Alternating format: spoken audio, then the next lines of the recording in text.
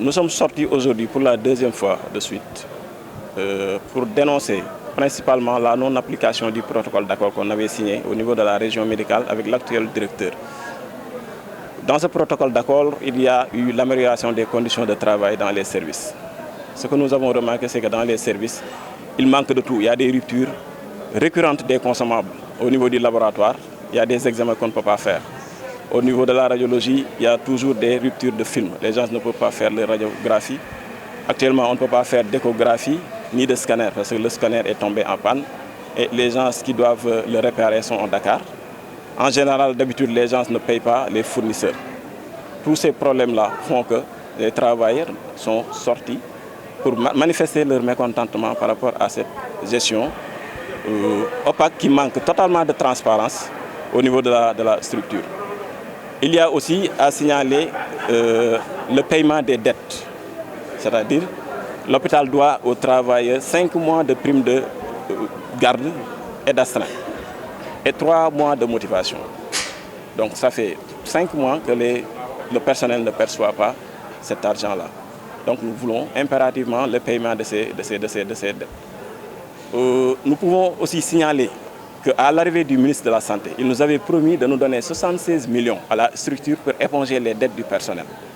Mais à notre grande surprise, on s'est retrouvé un jour, on nous dit que non seulement cette promesse n'a pas été tenue, mais au niveau de l'administration, on nous dit qu'ils ont reçu une note disant que cette promesse n'est plus à jour. Donc là, cet argent-là, nous ne pouvons plus le recevoir. Alors que l'hôpital a besoin de cet argent pour pouvoir fonctionner normalement. On ne produit pas assez. Aujourd'hui, je crois que ce qu'il faudrait, c'est qu'on se recentre sur le patient. Que les gens puissent aujourd'hui pouvoir venir à l'heure et travailler au maximum de ce qu'ils peuvent faire.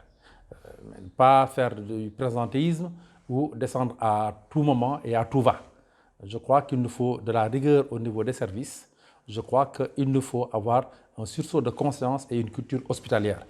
Et ça, je crois en ces travailleurs-là, je crois en la détermination des chefs de service et je sais qu'ensemble, nous pourrons le faire. Donc, sur ce plan-là, je crois qu'il n'y a pas de gestion opaque, la gestion est complètement ouverte. Ils savent à tout moment que nous faisons des réunions au niveau de la CME, nous faisons des réunions avec les partenaires sociaux qui sont associés. L'hôpital leur doit de l'argent. L'hôpital leur doit de l'argent. Tout de suite, ce que je vous ai dit, c'est absolument sûr parce que ce sont des primes et des motivations. Chaque mois, leur salaire net leur est versé. En dehors du salaire, il y a des primes et des motivations. Notamment, c'est la motivation, ce sont les 25% des recettes. Ça signifie, à chaque fois qu'un patient vient à l'hôpital, paye 100 francs, les 25 francs leur revient eux. Alors, non juste dans tous les cas, c'est cela.